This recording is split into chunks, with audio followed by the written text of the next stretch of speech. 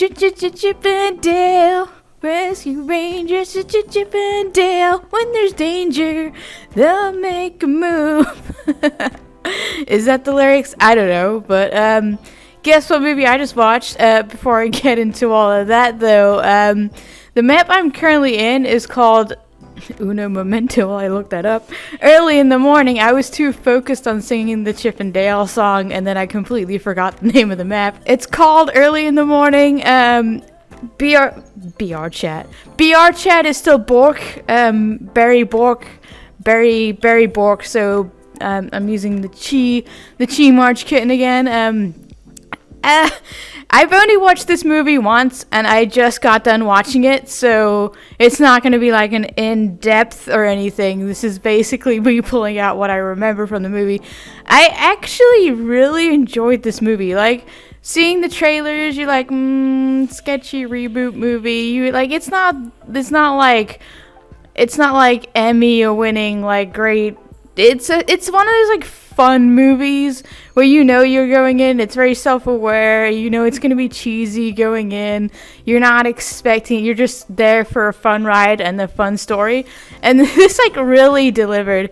I especially enjoyed seeing Ugly Sonic. Like, I remember after they changed Sonic and we got the fixed Sonic and it made it better. I remember saying that I just really wanted to see a movie like the original version with Ugly Sonic. Like, I want them to release that still. Like, please. Like, I don't even know. Like, it's so weird. It's like at the beginning I'm like, I would not pay money to see that because like Ugly Sonic. But then like after, it's kind of like I kind of want to see what that train wreck looked like. It's the curiosity, and we'll never get that movie. And in this movie, we got to see Ugly Sonic, and I was not expecting that. I went in watching like one of the early trailers. Like, I try not to watch too many trailers because spoilers. I already knew who the villain was from the trailer, so that wasn't too much of a surprise or anything. Like Chonk Peter Pan, I mean, it's an interesting choice of villain. Like, I feel like it would have thrown me more for a loop if they hadn't like trailer bombed who the villain was. Like, I feel like that was like, I would have liked to have had that as a surprise for Peter Pan being like the villain. Spoilers, P.S. I want to talk about this now because it's still fresh in my head, and I just really want to give my opinions on the movie. It's very rare that I will laugh at movies. Like, I have a sense of humor, obviously, and I laugh. But it's been a long time since I watched a movie that had me laughing like this one did. Like, the corny jokes, the cheesy jokes, very like self-aware jokes, but they were still funny. Like, I was actually generally laughing for like a majority of this movie. And at the end of the day, that's all I can really ask from a Chip and Dale Rescue Rangers movie. It was obviously nice seeing Gadget and then Zipper talking. Like, I get it, fly, deep voice, funny, hee. That was kind of too jarring for me. It kind of took me out. The most disturbing part for me was, like, the Gadget Zipper thing. Like, it wasn't even the voice. It was just I couldn't get past the, like, mutant baby thing going on there. Like, I mean, I don't know. I just couldn't, my brain could not process that. Like, I get it was a funny joke, but I was just like, it was too cringy for me to laugh at. I'm just like, hating every moment that was being referenced. I liked Gadget in the movie. Gadget was kind of cool. I kind of wish she'd done a little bit more, but I can see where they wanted the conflict with Chip and Dale to be resolved and have them be the main focus. It was, like, jarring at first seeing the 2D and 3D together, but after a while you just kind of, like, adapted to it, so it wasn't too bad. I would have liked to have seen, I always get them mixed up, because, like, I remember, like, in the cartoons, they would call them Chip and Dale, and then, like, they called the red-nosed one Chip, and that's actually Dale in one of the cartoons, or in Disney World or something. They got the names mixed up, so now, whenever, like, I refer to them, like, for me, Chip is the big red-nosed one, but that's Dale. I think, like, I don't remember where it was, but somewhere when I was learning the names, they got the names mixed up. So I learned, like, Chip is the big nose one, and it was actually Dale, and, like, what is my life? So, forgive me if I refer to those two the wrong way around throughout this whole video. I actually kind of enjoyed the mini conflict between Chip and Dale. Like, I liked their little meeting backstory of, like, it was so weird too, like, the cartoon universe and then mixing with the real world. Like, you've got your cartoons and then you got the reality, and like Chip and Dale meeting in school, and then it's like makes out that like Chip is popular, and he's actually turns out not to be popular. He just had no friends. So it was like loser kid meets loser kid, and they become comedians, and it just kind of goes from there. Like, it's a cute conflict. It's nice. I would like does kind of is slowly getting resolved toward the end of the movie. Like, they slowly get closer again, but it just kind of like it's just at the end. It does just kind of seem to like snap in where they just like instantly like it's like they've forgiven each other already, but they just kind of had to make it. They had to like say it, I guess, at the end, and then they just kind of remembered that Monterey Jack still needed to be found, and then they just found these bootleg cartoons. Like, so the movie is that like the villains are taking original characters and then turning them into bootleg versions and recording, like bootleg Little Mermaid from overseas to make money. Like, that is the premise of the movie. And they're all just kind of in a crate at the end. It's like, you think they would have been like banging on that crate, like screaming, "Hey, we're in here." But no, they just kind of like smell this Rescue Rangers cologne, and that's how they track down Monterey Jack. I mean, if I was in a crate and I could hear the FBI and the sirens and stuff, I'd be kind of like hammering on that thing, like, "Yo, I'm in here. Let me out." Especially when like they open the crate and like 500 of them all like they were like straight just packed in there. Maybe they couldn't bang on the crate. Like, there wasn't much oxygen. I don't know. They all just kind of piled out at the end. Seeing the deformed characters was interesting. I didn't expect the My Little Pony cameo. Like, Disney just owns everything now. I just completely lose track of like what they actually own. I don't know if they own Hasbro, though. I wouldn't be surprised. Like, I'm not going to go into that. I don't care enough to check out that rabbit hole. But, seeing the ponies pop up was jarring. Of course, all the cameos in these movies are always fun. Of course, they had to get Roger Rabbit in there. I've never seen Roger Rabbit, which is probably, like, a hate crime at this point. But, I don't know. It's just never really something that's, like, appealed to me. So, of course they had, like, he was, like, one of the first movies to do the crossover animation things. Of course, he was in there for, like, 3 seconds. I kind of liked Buff Garfield, I'm not gonna lie. Like, it's like, like, Garfield's body isn't built to handle that much, like, buffness. Like, that was kind of funny. Like, what else was there? Well, it's all coming to my brain. Like, I was just enjoying the whole movie. Like, I had to pause in the middle to get some, like, I'm British, so, I gotta get my tea, get my hydration while I'm watching my movie, and I kind of didn't want to pause it because I was so invested.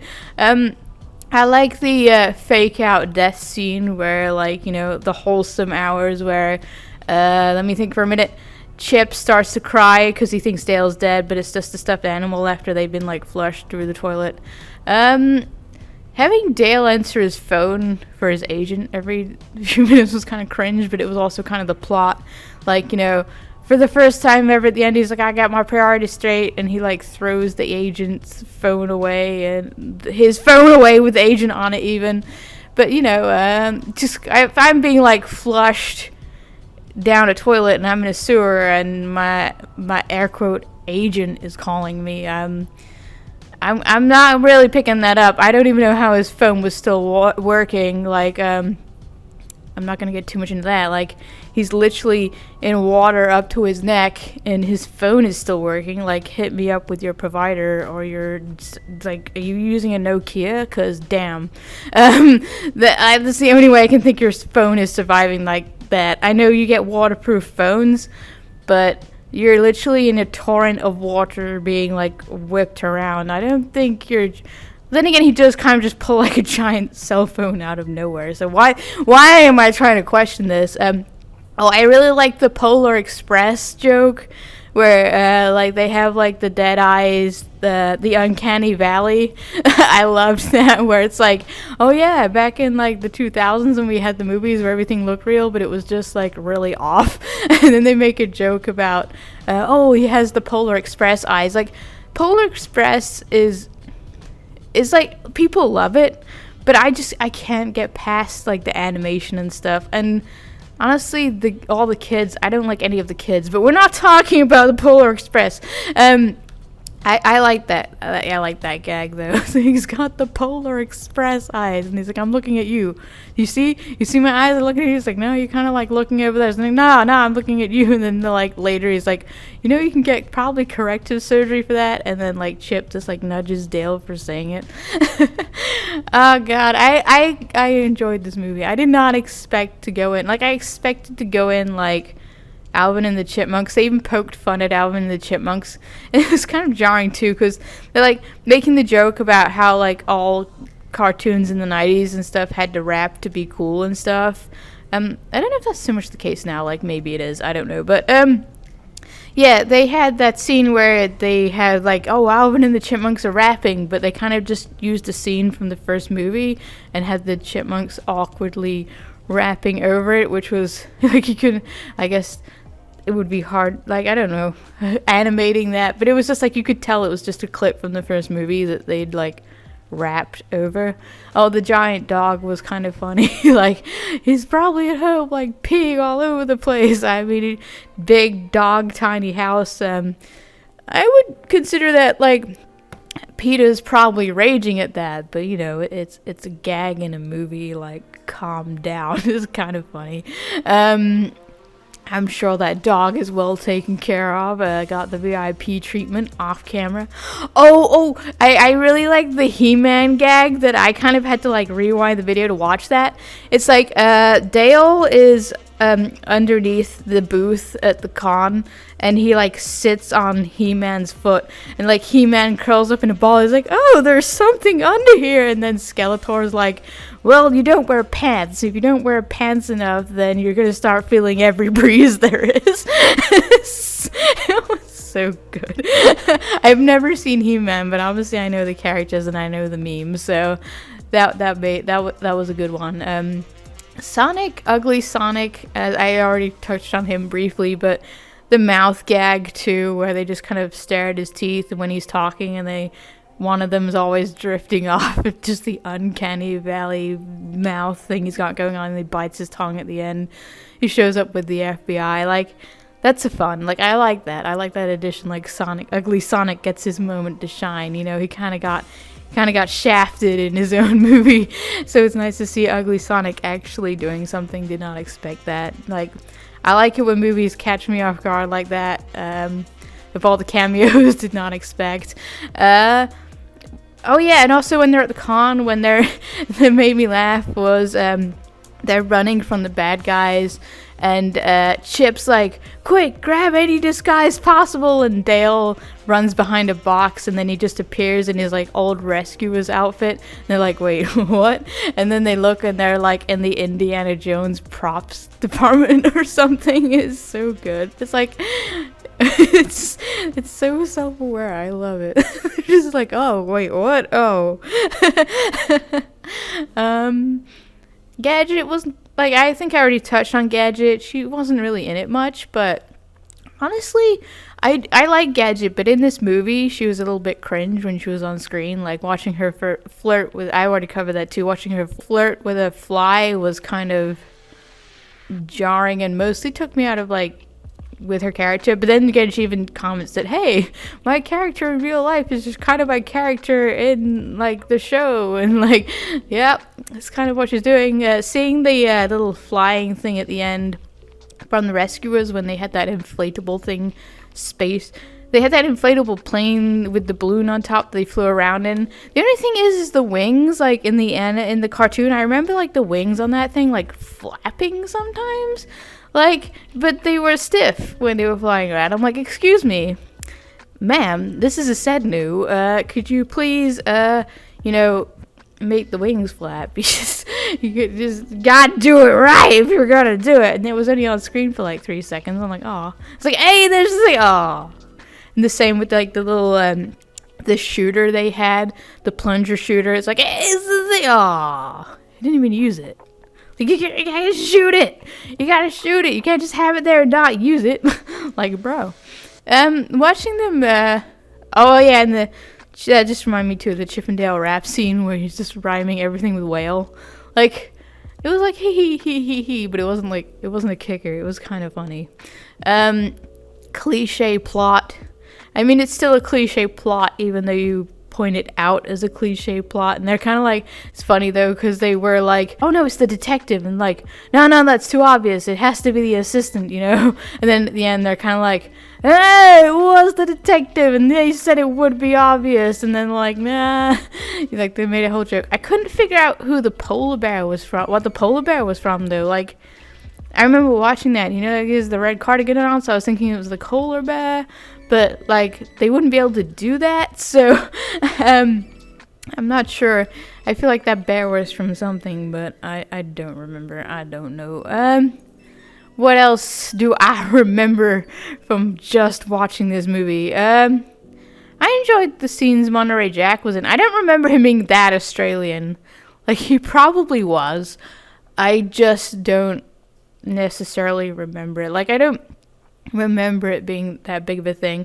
I like the scene when they were showing like the rescuers at the beginning from the actual movie, and they're recording a scene with Fat Cat, who I kind of wish was in the movie too. But anyway, Fat Cat was like, they were recording an episode in their height of the day, and they pull a joke and they're doing the laughing thing, but then it just like holds on the laugh for too long, and you see their faces like changing as it like slowly gets more awkward, like ha ha ha ha ha ha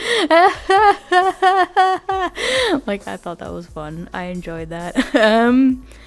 Yeah, I would recommend watching this movie. Like, go in expecting like an Oscar-winning performance. It's just a fun movie. Like, I would have seen it doing decent in movie theaters, but I could see with the current state of things why they would not probably want to risk that movie being in theaters, especially because people have such a stigma with like live action reboot kind of movies now. But honestly, for a Disney streaming movie, definitely worth checking it out. I really enjoyed it. As you can tell, and as I keep stating, there's so many things, like just the guy when they're like Chip and Dale in an argument in front of the coffee machine, and they're just like they're just arguing, and then there's this one guy, and then they're just like, what do you want? He's like, can you just like scooch over from the coffee machine? He's like, oh yeah, sure. They're just like, it's so good. And then also when they argue, like, I thought it would be jarring too when the chipmunks were talking in like real people voices. It kind of was for like the first 2 minutes, but then I just really didn't notice it. And occasionally they'll be arguing or they'll be talking and they just start doing the chipmunk voice, and it's so great. Like, they're just like and you just like completely lose track of what they're saying, and I love it. I did enjoy like the whole subplot of them like being the actors who are struggling, and then Dale, like the whole thing, you think that Dale is abandoning Chip, the rescue rangers, and it turns out at the end Dale just kind of wanted Chip to tell him that he needed him on the show, instead of like having the reaction he did. He just wanted like the confirmation that he was important to the show, and you know, he was needed, and he wasn't just second banana. Like, I like that. That's kind of a relatable thing, like especially if you have like a group of people. It's easy to feel like you're less than the others, and you sometimes just need that someone to like pick you up and tell you like, nah, you're like just as important as everybody else and stuff like that. And he kind of wasn't getting that. He kind of just felt like the butt of every joke, and you know, at the end of the movie where kind of just talking about it probably would have resolved everything, but you know, that's what it is. And of course, Chip is just salty because he wasn't famous anymore. Famous. I did kind of like the scene when Baloo is doing his... I liked every scene. I'm just describing the movie at this point, just out of order. Like, the scene where Baloo is doing his Comic-Con thing, and he's like... And Dale is standing there with his phone. He's trying to like blog, like he's super popular, about to go on stage, and then Baloo just walks out, and it's actually his show. And Lumiere is like, so you just trying to make your fans think you're popular? He's like, yep.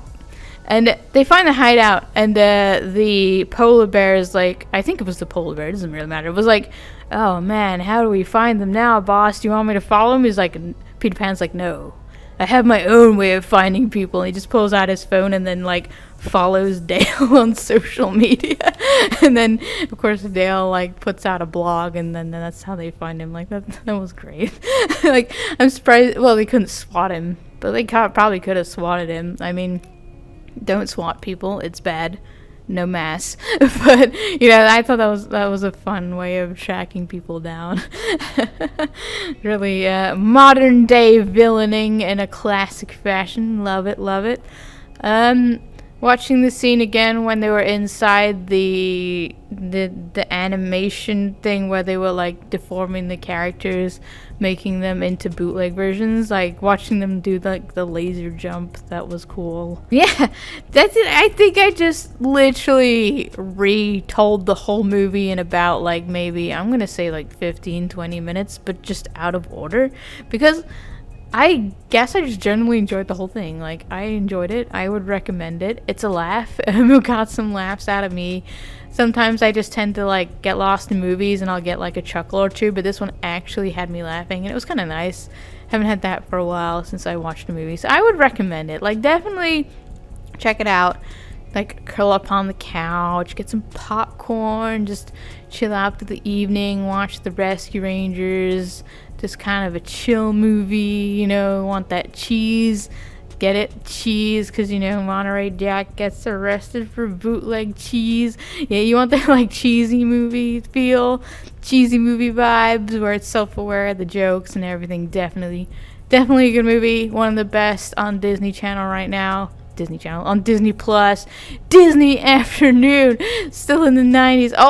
Even the end credits, dude, had me laughing. Like, just some of the stuff that was happening, and then that also remind me too of, like, because at the end they had like reboot clips. Like, you'll have to watch the credits, because I don't remember specifically what made me laugh, but I remember I was laughing. But that made me think too of the billboards when Dale is sad and it's Chip is sad and he's walking around looking at all these reboots. He's like, I don't want to do a reboot, and there's all these billboards, and one of them is like E.T. versus Batman. I'm like, that's great. And he's like, that's actually kind of a good one. And then he goes home and watches it, like, and then he's like crying. He's like, that would never happen. I kind of want E.T. versus Batman now, low-key, just like a short. Is there anything else I really want to talk about from the movie? I think I pretty much covered everything already in like ×2 speed for this video. I should probably just end it here. Nothing is particularly popping out in my brains right now that specifically I remember. As I say that, something else comes to mind, like Dale and his like human car with the tiny wheel. Like, I like that gag. It's like, oh yeah, just a few more dollars and this puppy will be good as new, and then like it falls off. I'm not really gonna go too much into the cameos because I didn't remember half of them, and there was a lot of them. I think I've covered the important ones that stood out to me, like Ugly Sonic, probably one of the best parts of the movie, not gonna lie. Weirdly enough, I'm so glad we got to see him in action. He's just like so salty, and he's got like a paunch. It's kind of great. But anyway, he has his own booth at the con, and you're just like, wah wah. Anyway, yeah, check out the movie. I'm not gonna spoil or talk about it anymore. Actually doing it this time, actually ending the video. I always struggle with this part. Ending the video, guys. Check out the Rescue Rangers. Sometime some crime goes slipping through the cracks. These two gumshoes are picking up the slack. The fact that I remember, they played that song kind of a lot throughout the movie, so maybe that's why I remember. But it was mostly just the theme. Oh, the end. God, I'm doing it still. The end thing where they're like, now time for the super serious remix of the song on the credits when everybody just wants to hear the original. Like, that was good. And then it just actually cuts to like a super serious cut. And I think it was supposed to be like exaggeratedly serious, but it doesn't really work with the song that just like has the most bouncy theme ever. And it's just like trying to be all serious. It's like, oof. Oh yeah, the Dale save Chip scene was cute. Got saved by a pog. Like poggers. Oh god, no. Oh god, I'm just gonna end the video. That didn't happen. Cut. Did not happen. Delete from the video. Erase. Did not say that. Chip saved Dale with no. Dale saved Chip with a pog because he got shot at, and then the pog saved it. But let the giant ball cartoon bullet miss his heart. It just was kind of deflected off to the side, which it was a cannonball, so technically, like, if we're being logical, it kind of took me out of the movie for a moment too. It's like Dale would have flown back from the force of the bullet into Dale. Nope. Dale would have been thrown back by the force of the bullet into Chip. There it is. I got it, guys. I got it. Okay, so yeah, like gravity, but he just kind of deflects off to the side. It would have been more anticlimactic, I guess, if you'd had this big jump in front of the bullet scene, like, and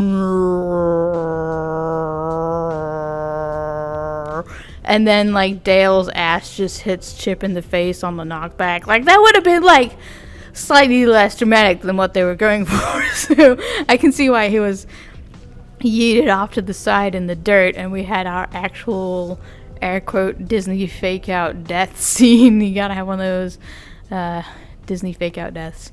Like, you already know they're not gonna die, so stop doing it, Disney. It's just like they kind of get the joke at this point, but at the same time it's just like big emotional, like, it's so overdone, and we all know they're gonna live. Disney's not gonna murder like a main character. Can you imagine that? No, we can't make any more money off our reboots. We killed him. He's dead. He's not a villain and he's dead. Alright, actually thinking about it this time. Oh, they save like a lost boy who's still a lost boy for some reason. Don't get the logic behind that because Peter Pan got old. But anyway, lost boy just like sees Peter and he's like, oh my god, it's Peter. You got old. He's like, yeah, death is coming for us all, kid. Like, it was good. I like that. Good gag. Good gag. There's a lot of good gags.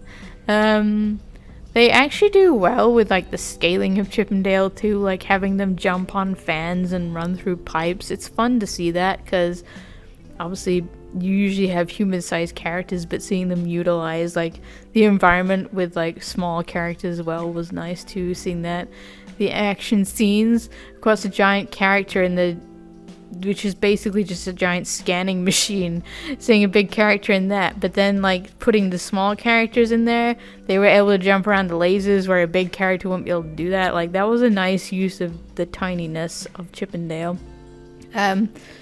Seeing Peter Pan get shot up at the end will kind of leaves a mark. Like, I mean, you kind of hate him because he's like old and fat and like basically making people, like, making the characters go through pain and forcing them to make bootleg movies, so he's a villain now.